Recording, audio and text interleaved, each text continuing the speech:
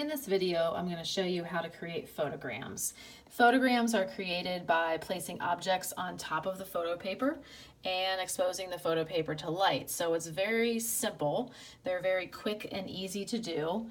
You just have to put some thought and time into the objects that you're choosing and what the composition is going to be. And you're going to be doing two different ones. You're going to do one that is a scene and one that just has kind of a random assortment of objects in it, one of them, at least one of them, being something that's transparent, like this bottle here. This one has this beaker in it. So it has to have something in it that is transparent. If you're not sure if it's going to let light through it, just simply hold it up to a light. And if you can see light coming through it, then that will transfer into a transparent object in a photogram. So that will work just fine. When you're getting everything set up, now I'm going to go through how to get everything set up on the Bessler enlarger here. If you like using the Omega enlargers, but you don't remember exactly how to use them, you can go to the enlargement or even the contact sheet videos where I kind of go through both enlargers. But for this video, I'm just going to use the Bessler. And as you remember, they're pretty much set up the same. So for setting up, remember for any exposure, when you're getting things set up, there's always 5 things that you need to check to make sure that they are set correctly before you do your exposure. So the first thing is the height and the focus. Now, for the photograms, you have a couple different options. You can use the easel, like I have here, and have a white border around the picture. Or you can put objects under glass and not have the white border around the photo. And either way is fine. It kind of depends, honestly, partially on preference, but also partially on if you have objects that need to be pressed against the photo paper. So if you have something like fabric or a ribbon, or I brought in some plastic wrap to use that I want to press down against the photo paper, then you might want to just go with not using the easel at all and having everything under glass. Okay, so I'll talk about both of those.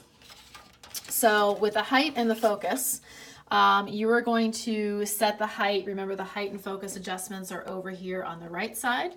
The height adjustment is the crank all the way in the back here, and the focus is the knob closer to the actual enlarger head, and that's what moves the lens up and down.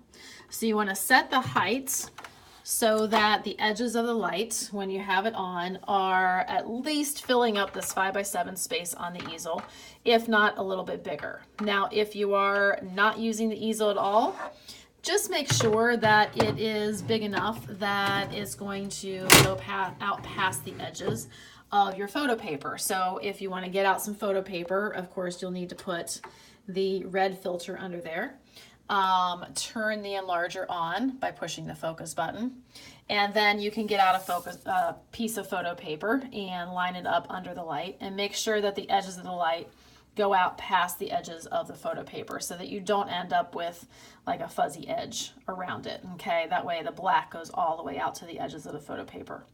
So you can set it up either way, okay, as far as the height goes. For the focus, you do want to make sure that the edges of the light are crisp all the way around, okay, crisp, clean edges all the way around, not fuzzy and fading out. So you will adjust the focus for that.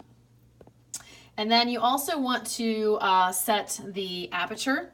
Remember, the aperture is down here on the lens. And for the purpose of the photograms, now you don't have to do a test strip for these, which is part of the great thing with photograms, is that they are pretty quick and easy because you don't have to do that. And typically they come out really well the first time around, but you do have to have your aperture on 11. And you remember, you want to line it up with the white dot right there. So I did have that right. You can double check the aperture to make sure it's at 11 with the light of your home screen on your phone. Do not turn on your flashlight, but the light of your home screen will be fine. Just to light that up just enough so that you can see that that is lined up. The 11 is lined up under the dot. Okay, so aperture at 11, and then you're going to set your timer to 5 seconds. And so we want to make sure that says 5.0. Okay, it doesn't say 0.5, it doesn't say 50. We want to make sure it says 5.0. And we will do the whole exposure for 5 seconds with the aperture on 11. Okay, the last thing you want to check is just to make sure that the filters are turned off. The filters we use for contrast and the enlargements, we don't need them for the photograms. So we're going to turn those off. And on the Omega enlargers, you just want to make sure there's not a filter inserted in the enlarger itself. All right, then you are set to get out your photo paper if you don't already have it. And again, making sure you have that red filter under there before you do that, okay? So if you are, let's say, since I already moved the easel out of the way, let's say we are doing the photogram that we are going to use the glass for. So we will take out our paper, and I'm just using computer paper here just as an example. We'll take out our paper and line it up under the light. Anything that is going to be pressed down against the paper will go down on top. I even have a piece of yarn here, so maybe I want that pressed down as well. And I'm just kind of doing this quickly for the purpose of the video. But you will obviously put some time and thought into your composition and plan that out a little bit beforehand. And then we will put glass on top to kind of press that down. And then any other objects that you have, and I just grabbed some things off of my desk, but we would put that right on top of the glass, and that would be fine as well. Okay, so you can do it like that, or if you're not using anything that needs to be pressed down against the photo paper, again, you can put the easel down there. I will go ahead and get that out. We can put the easel down and put the photo paper inside of that, and then just put the objects right on top of the photo paper, just directly in contact with it. Remember, the easel has little pegs that stick up on the sides and the bottom. So line those up against that, and then close that down. Okay, and then putting my objects on top of that, and I might even be able to put the yarn on there too without being pressed down. It's going to give a little bit of a different look. You can have things going off the edges, so it, you know, just to create something a little bit more interesting. You can try out different arrangements of your objects. Once you are ready and you have everything set and you're ready to do the exposure, you will come back over here to the timer, push the focus button to turn the light off, move your red filter out of the way, and then hit the run button on the timer. So that will time for, and of course my timer is not going to work right now, but that's okay. We'll assume that is going, hang on, got it, there we go, 5 seconds. So let that count down for the exposure, and then you can take off your objects, take out your photo paper, and go develop that as you normally develop. If you are all finished, just please make sure that you're getting all of your objects cleaned up, picked up, taken with you.